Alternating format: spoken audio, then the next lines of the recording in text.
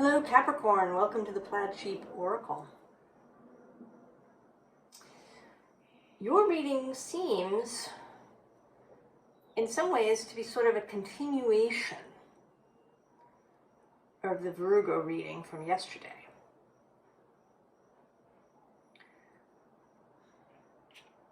So the first card is plants. And then, intriguingly, and not just, right, this plant is not sort of a standard plant. It's a plant that's growing on an animal.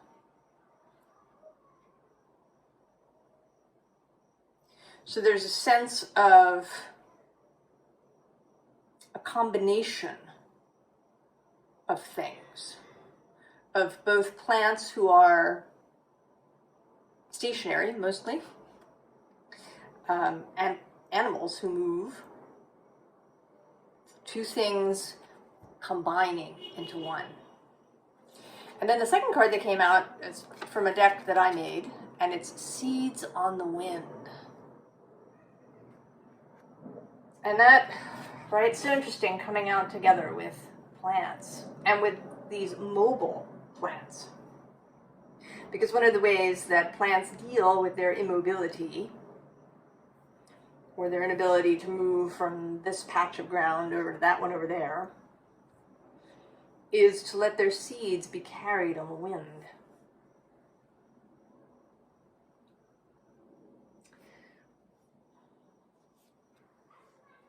So the first conscious underlying is this elephant card. And this is also another callback to Virgo. This is sort of a Virgo-ish image idea, this elephant carrying the flame.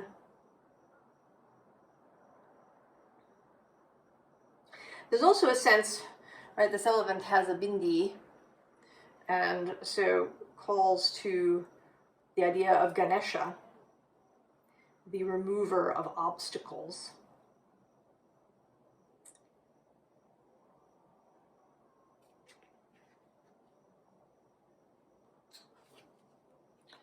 And then there's Two of Pentacles, the balance.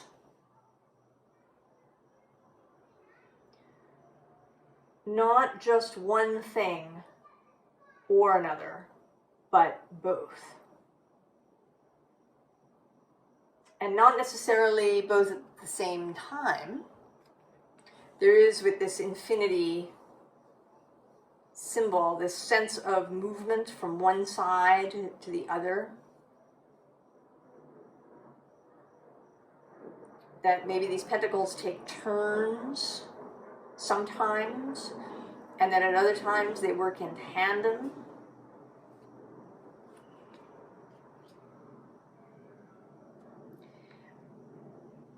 And then there are these two cards that seem to me to be sort of spirit making itself known and recognized and felt. So first is the whale. This whale in the deeps, this water, this energy of, also of song, of singing things.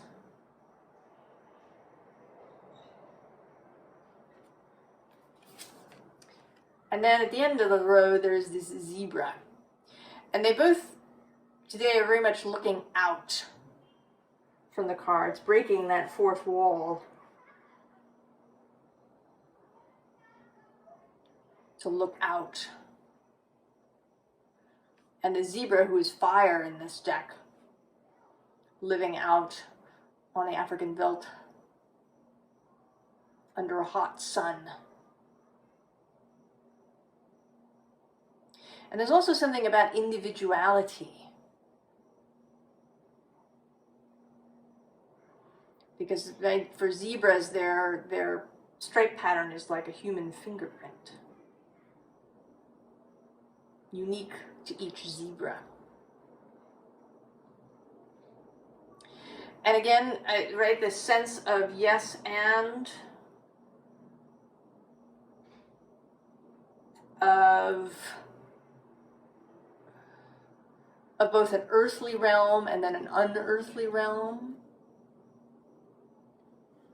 Right, the bottom of the sea is kind of like way up in the sky. It's places that humans, need help to get to. Otherworldly.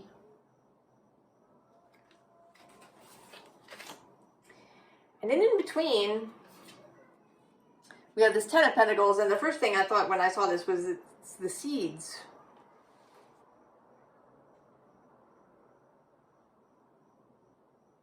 It's the seeds on the wind.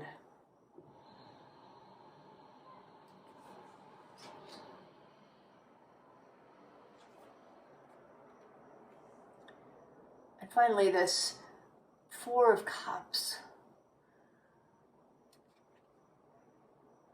And strangely, what's coming through with this Four of Cups is not the usual thing of, not seeing something that's offered or rejecting something that's offered or keeping secrets, as is sometimes in this particular card. But I envision this rat playing these glasses. You know how you can do that, right? You can fill glasses with different amounts of water. And then if you wet your fingertip, you can play the glasses. And the differing amounts of water give you different notes. So again, this sense of playing, of the song, of the creation.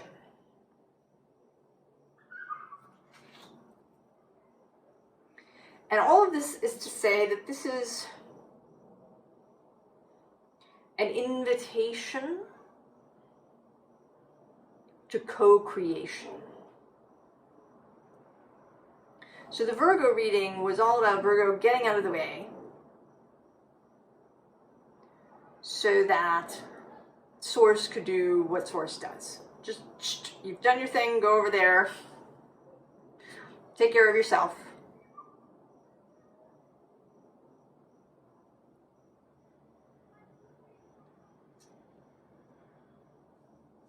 But this feels like the next step.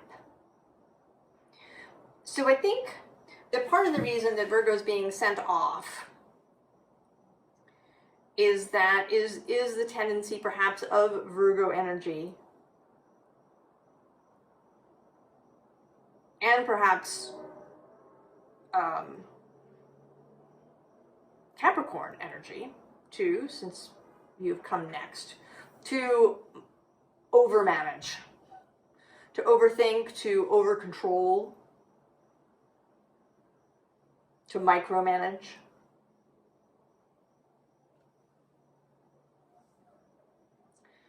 So that there needs to be this separation.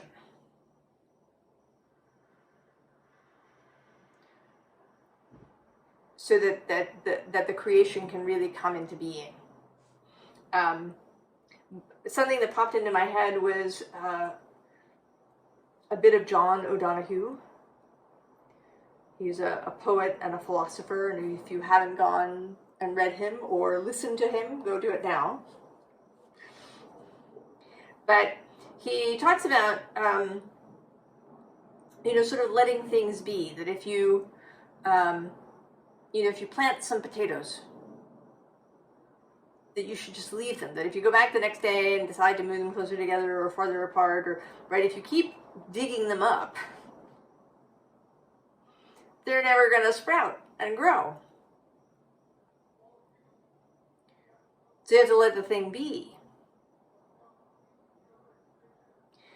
And it may be that the only way to do that is like really to walk away, to just leave the scene. Until you're in a better space where you don't feel the need to be so micromanaging. And that is this Queen of Wands energy. You know, when there's nothing to do, the Queen of Wands does nothing. But when inspiration strikes, you know, she grabs her wand and off she goes. You know, here, she's, again, this music coming in, playing this harp here. Not, you know, she's not managing things. She is engaging with the energy through this song that she's playing. And actually this Eight of Cups is underneath, and I kind of see it like an aspect of this queen, that while she is playing this music, this kind of soul aspect of her is going into the deep.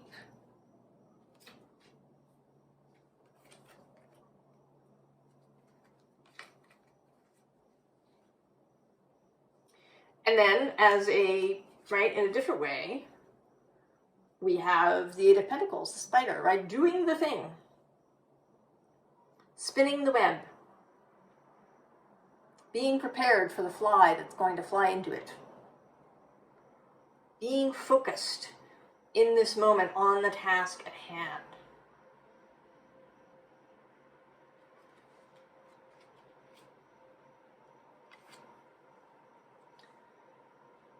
And then we have the King of Swords. There's sort of another pairing coming here. The intellect, clarity, focus, knowing direction clearly. I mean, he's a little, in this deck, he's a little pensive. But I think he's just sort of getting ready to go. He's doing a last bit of thinking before he gets up. He's also got, you know, messengers. He's got crows. He's got this owl. There's information that comes from various places to him that he synthesizes and puts together. So, right, the intellectual approach. And then on the flip side, the moon. So emotionality. Mystery, not necessarily needing things to be perfectly clear, allowing some things to, you know, be sort of shrouded in mist, to maybe not be, you know, wholly defined.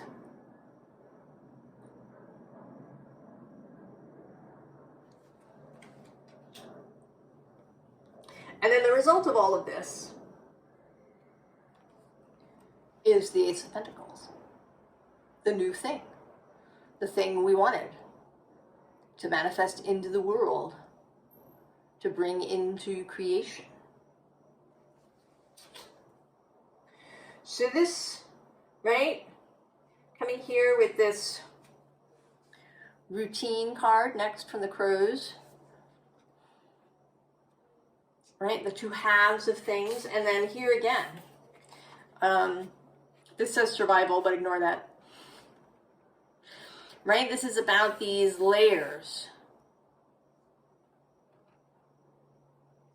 about, you know, different aspects, different beings that are doing their thing, both together but apart.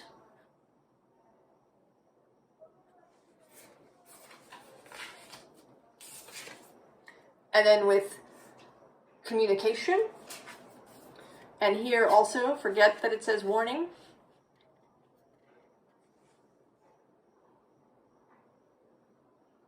Right, the vocalizing of things. So all of this is about working closely and effectively and enthusiastically and joyfully with Source. And probably your fellowship, right? The whole non-physical world. You as the tangible, embodied being that can go about and, you know, do stuff. And you can do things both that are internal,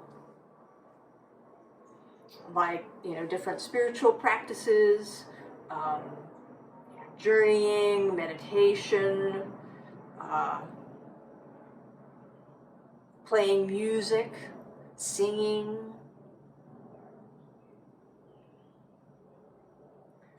doing these, you know, sort of very self-oriented things. And then also, you know, going out and doing things in the world, right? Being inspired to go and make that phone call, or go and talk to that person, or go and buy that thing, or take that workshop, or read that book, or offer partnership to that person, right? All the stuff that you can go out into the world and do. And really, like, learning, like, and I don't even want to call it a practice. I want to call it becoming this. Right? For this to become second or even first nature. To just be this person who, without having to concentrate on it or think about it a whole lot, moves in concert with the non-physical, with spirit.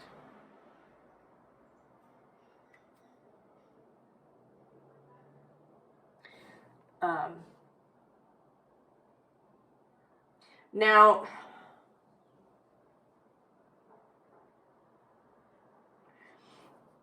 what may be frustrating for you, and I feel you,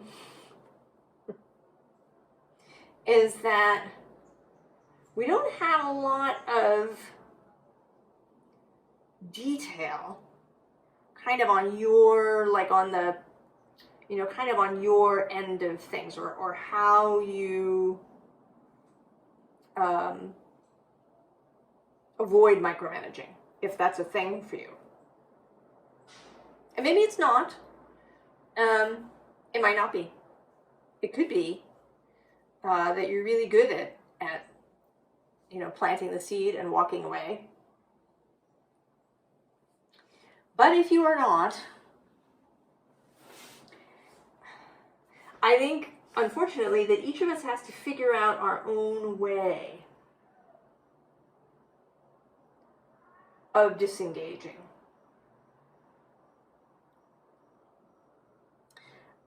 There's a little bit of talk here as we get into the advice about, I think, managing your end of things. And I don't even, you know, often or maybe the metaphors that want to come up are, you know, two people working in a business together, but none of that is quite right, because those two people are too separate.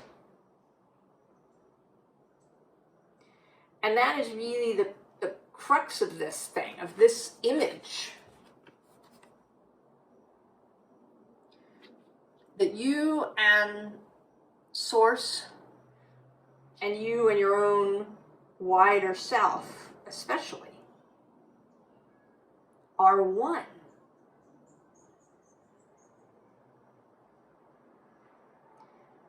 And that maybe that is part of the advice, right? To not think of yourself as two beings, but as one, who does different things at different times.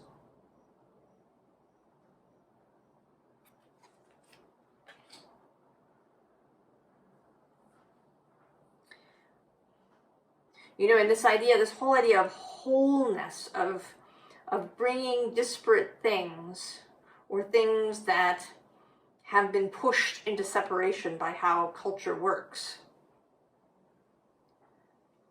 back together into one. And that, yes, sometimes, right, different things are going on, so that the two are not exactly one, right? There are bits where they're separate, but also one. You know, I'm having difficulty because the language just isn't designed to describe this. Because language thinks of things as discrete. You know, it's this, not this.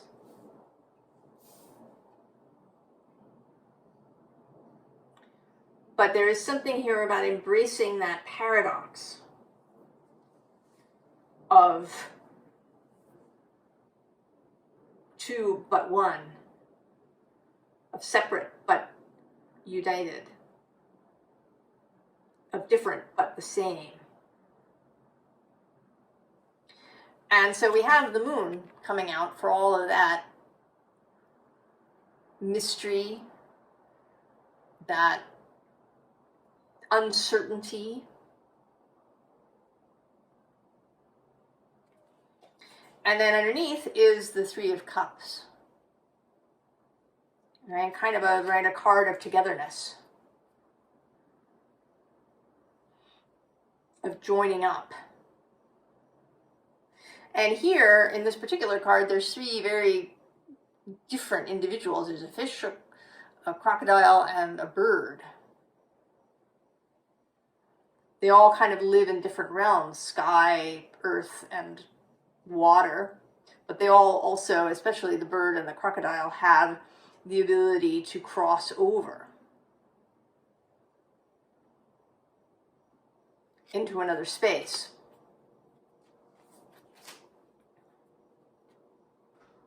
And directly under this moon card is this Chariot card. So there's, right, this major Cancer vibe happening. So the Chariot is the Cancer card. And I sort of feel like this, right, these dogs are kind of at the bottom of this build, right? There's a building and they're kind of down at the bottom, and the web is growing on the side of the building, and then there's this crab that has managed to crawl up the wall and is sort of sitting here under the moon.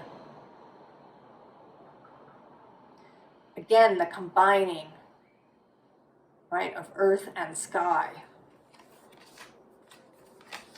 land and water.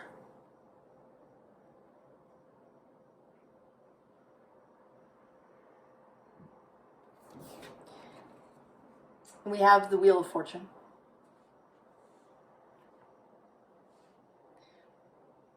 The allowance of source to be source. The allowance of things to be strange. I mean, this being is strange, right? It's, right, there's a deer kind of going on here with antlers and things, but then the deer turns into a tree. Strangeness.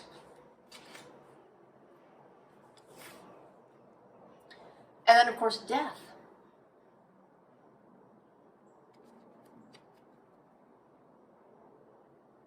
And this is a very sort of odd death card. This strawberry. It's the first card in the deck that was made. The deck has a little introduction about how it came to be. And this was the card that prompted the whole thing. And it's a deck created by a mother and son.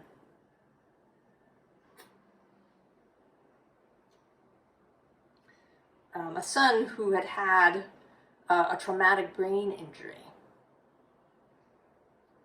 which can have really profound consequences on how we see the world. If you've watched any of the readings up before this, you may know that I've been reading this book called The Master and His Emissary by Ian McGilchrist, that's about the hemispheres of the brain, and how it's much more subtle and complex and different than the usual way of looking at that left-right brain thing. But the whole time that I was reading it, it's fascinating. I kept thinking about how, what is the wholeness of it? Of this left and right brain.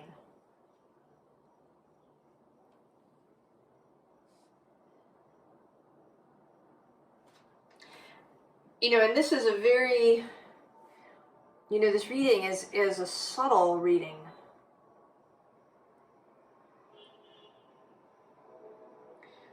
And subtle isn't necessarily a word that one would associate with Capricorn. But it is a word that one could associate with Cancer. The crab that lives in the intertidal zone, sensing the subtle movement of the ocean back and forth, as Cancer may sense the subtle movement of emotion.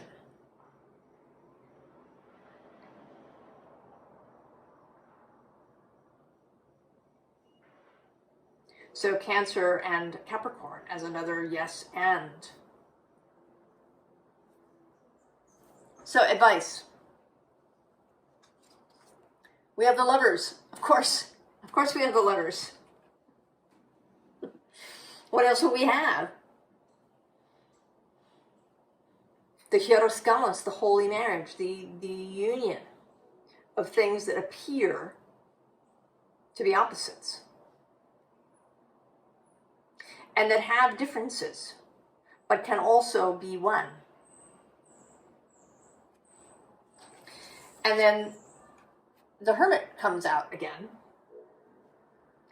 And this time it's you with your lantern.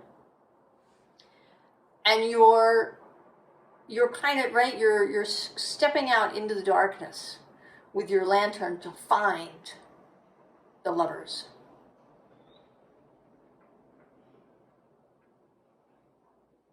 To become one, as well as separate. To really understand the Lovers. To know them. To really explore this idea of the yes and. And it is through this that you can, right, become powerful. And the King of Discs is traditionally Taurus, but here he is absolutely you. Right? With that word, power. This is power, to be yes and. Right? To be the magician.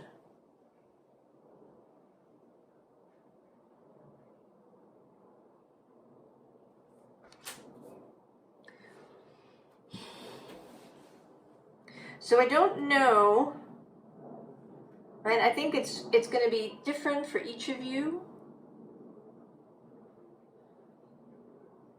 I think this is an exploration. I think it needs really paying attention to your own thoughts and where they go. When are they counterproductive?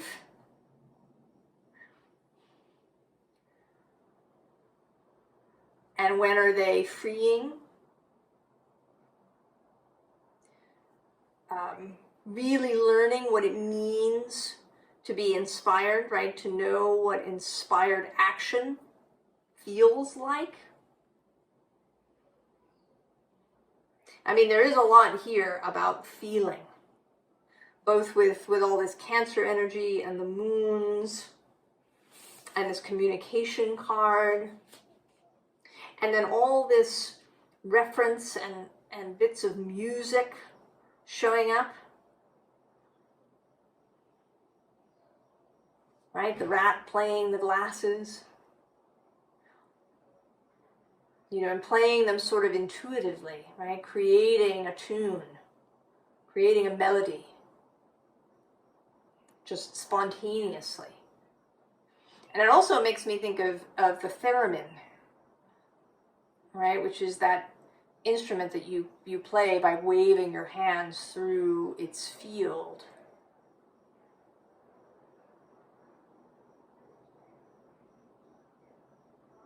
Right? That this is, right, the power of creation. That's not about some, you know, kind of prescribed list of things that you do, or, you know, some deeply concentrated effort every day.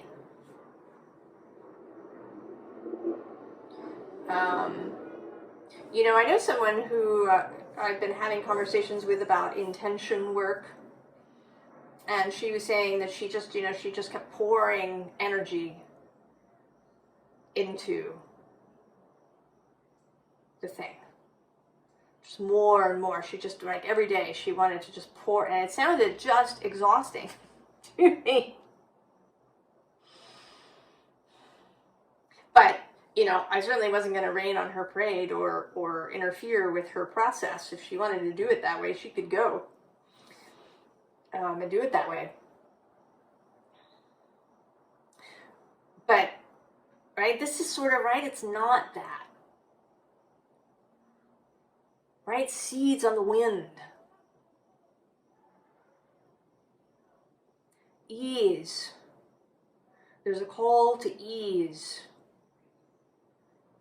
To releasing your grip. To, you know, easing your mind. You know, now, right, the Capricorn, the right, there's the mountain goat, and then there's the sea goat. The yes and. So you totally have. You have the ability to do this, Capricorn. To be this, to just walk in this energy all the time, to just become it.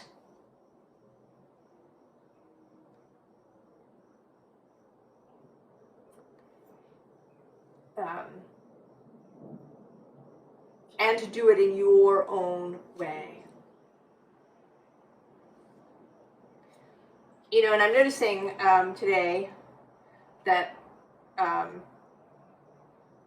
right, this is a 10 of Pentacles, and the 10th Pentacle is here, this little small, the seed inside the seed. The yes and, the infinity, the eternity.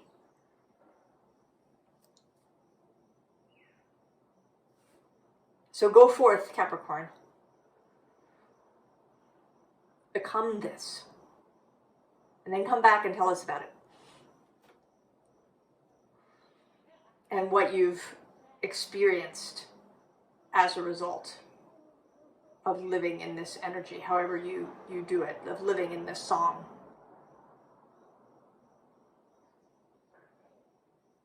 Becoming the song.